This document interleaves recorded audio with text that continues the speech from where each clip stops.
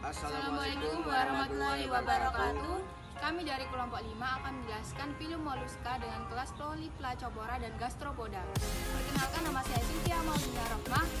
Nama saya Rajidia Ahmad Abisiana. Nama saya Kalista Sina Putri.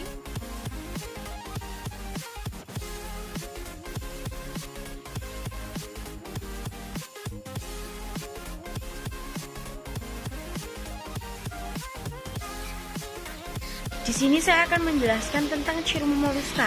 Yang pertama, memiliki tubuh lunak dan tidak beruas atau berbuku-buku. Yang kedua, tidak memiliki tulang belakang atau invertebrata. Yang ketiga, hidup di air dan ada juga yang di darat. Yang keempat, organ ekskresi yang dimiliki berupa nefrida. Yang kelima, bersifat heterotrof, yaitu tidak bisa membuat makanan sendiri. Yang keenam, organisme eukariotik multiseluler. Yang ketujuh, memiliki struktur tubuh simetris bilateral. Yang kedelapan, melakukan perkembangbiakan secara seksual. Yang kesembilan, memiliki radula, yaitu tidak bergigi. Yang kesepuluh, ukuran dan bentuk bervariasi. Dan yang terakhir, termasuk dalam Tripoblastic Coelomata. Pada subbab kedua yaitu klasifikasi dari moluska. Klasifikasi dari moluska mencakup 5 kelas, yaitu yang pertama Polyplacopora. Polyplacopora sendiri memiliki arti jenis moluska yang masih primitif. Kelas ini mempunyai tubuh simetri bilateral, mempunyai beberapa insang di dalam rongga mantulnya. Contohnya yaitu kiton. Nomor 2 yaitu Scapopoda, hidup di laut atau pantai dan mempunyai cangkang yang tajam. Contohnya Dentalitida. Yang ketiga yaitu Gastropoda. Gastropoda merupakan hewan yang menggunakan perutnya sebagai alat gerak atau kaki. Contohnya yaitu siput. Yang keempat yaitu Cephalopoda. Cephalopoda yaitu hewan yang memakai kepalanya sebagai alat gerak. Contohnya yaitu cumi-cumi. Yang kelima yaitu Pelecypoda atau Bivalvia. Pelecypoda memiliki arti hewan yang mempunyai bentuk kaki seperti kapak yang terletak di anterior. Contohnya yaitu Meleagrina. Namun, kali ini kami akan membahas lebih lanjut tentang kelas Polyplacopora dan Gastropoda. Yuk simak pada subbab berikutnya.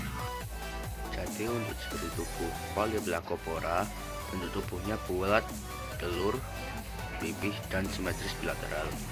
Mulut tidak berkembang baik dan terletak di bagian kepala, sedangkan anus terletak di posterior. Hewan ini tidak memiliki tentakel dan mata. Permukaan dorsal tubuhnya tertutup mantel yang dilengkapi 8 kepingan kapur yang mengandung berlapis-lapis rambut insang. Kadang-kadang kepingan itu dibungkus lapisan kitin.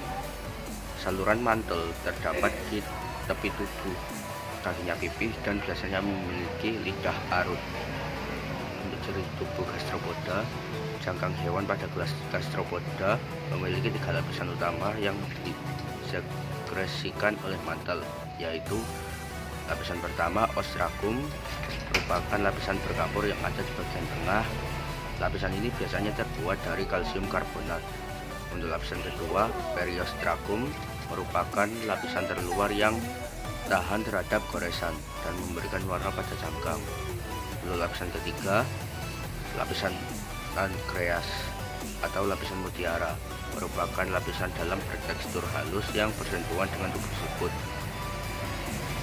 Untuk cara reproduksi Polyplacopora, reproduksinya secara seksual, yaitu dengan pertemuan sel ovum dan sel sperma yang terdapat pada induk itu jantan dan betina. Untuk cara reproduksi Gastropoda, reproduksi pada Gastropoda memiliki banyak variasi karena kelas ini terdiri dari berbagai jenis siput yang hidup di laut, air tawar maupun di darat. Telur tersebut akan menjadi larva siput.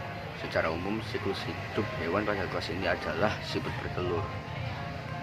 Untuk contoh hewan, nama ilmiah dari kelas Polyplacopora ini adalah Tonicella pineata. Nama lokalnya adalah kiton. Untuk kelas Gastropoda ini adalah Helix pomatia, memiliki nama lokal siput. Selanjutnya yaitu peranan moluska. Peranan moluska terbagi menjadi 2, yaitu peranan menguntungkan dan peranan merugikan. Peranan menguntungkan mencakup nomor 1, sumber makanan berprotein tinggi. Contohnya tiram batu, kerang hijau, sotong, tridacna sp, cumi, kemis, dan bekicot. Yang kedua yaitu perhiasan. Contohnya tiram mutiara. Nomor 3, hiasan dan kancing. Contohnya cangkang tiram batu, nautilus, dan tiram mutiara. Nomor 4, bahan baku teraso. Contohnya cangkang dan tridacna sp. Kemudian peran merugikan dari moluska. Peran merugikan dari moluska yaitu dapat menyebabkan hama. Contohnya bekicot dan keong sawah yang merupakan hama dari tanaman. I'm an icon, man. I'm a girl about a 10. I should fuck